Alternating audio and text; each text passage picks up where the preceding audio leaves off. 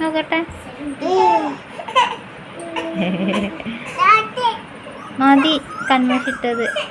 ഇവന് കന്മേഷിട്ട് കൊടുത്തേണ് ഇതിന്. നല്ല രസമുണ്ട്. അവൻ്റെ മൂന്നോക്കാം. എനിക്ക് ആരെ കന്മേഷിട്ടൊന്ന് തിന്ന. ആര്